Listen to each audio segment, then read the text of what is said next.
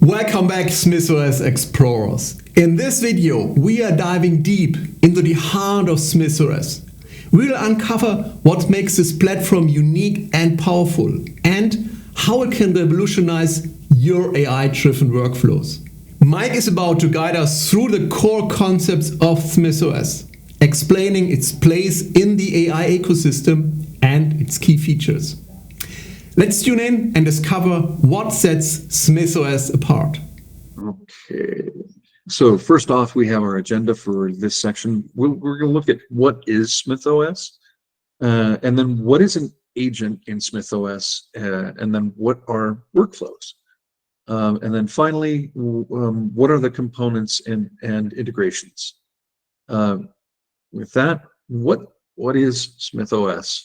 So how it works and what it is, the core of, let's make sure we get Gary's note taker, of what SmythOS is.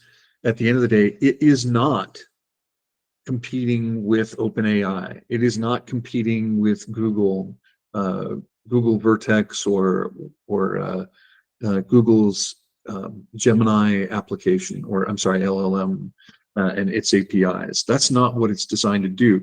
It's designed to leverage these incredible tools and these incredible LLMs to orchestrate your processes, a lot like you just heard just prior to this, with your enterprise needs as well, all the way down to your personal needs, being able to help you with research, being able to help you with creating and building reporting, repetitive tasks, and it's not like just, for example, Zapier. It goes way beyond Zapier, because it's not just tasks, it's also the ability to build complex interactions and complex branching.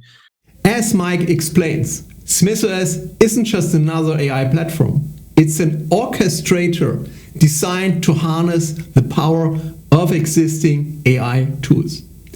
Let's hear more about its versatility.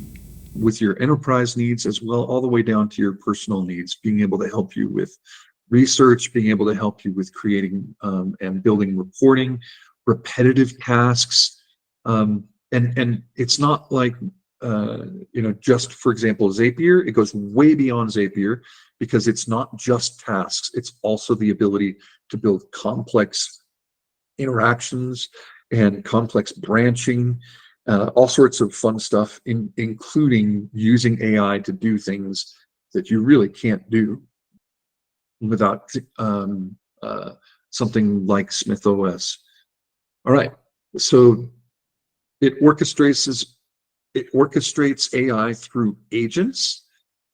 These agents use integrations.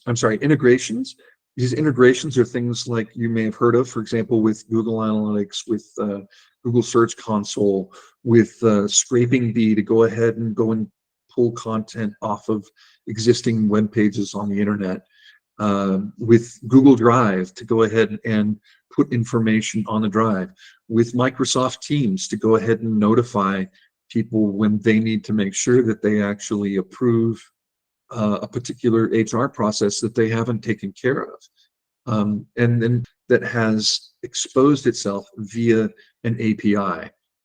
SmythOS' ability to integrate with various tools and APIs is a game changer for creating comprehensive AI solutions.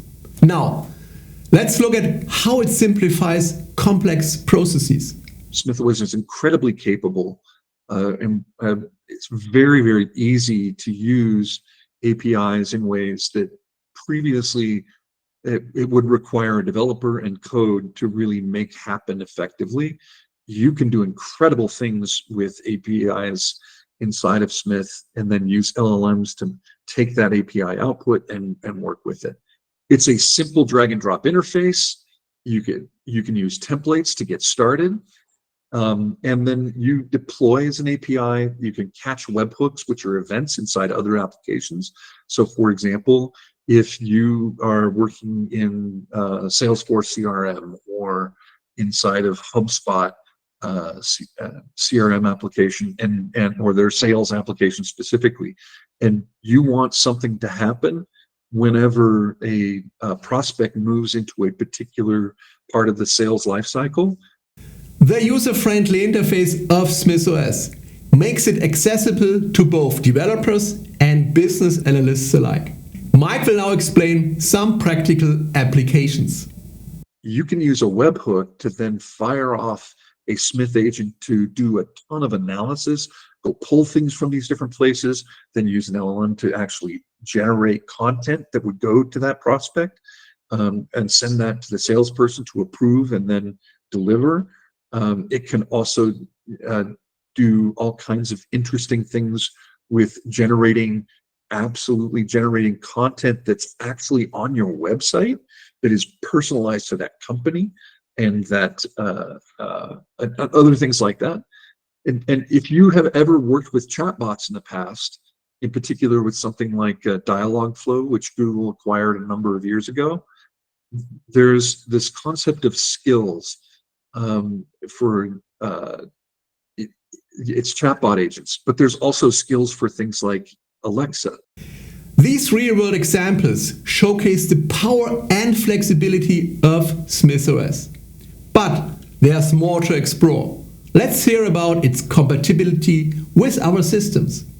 Well, you can actually build into that ecosystem with SmythOS by building out the integration into that tool or into that agent system, and then build SmythOS workflows to actually respond to requests for a particular skill.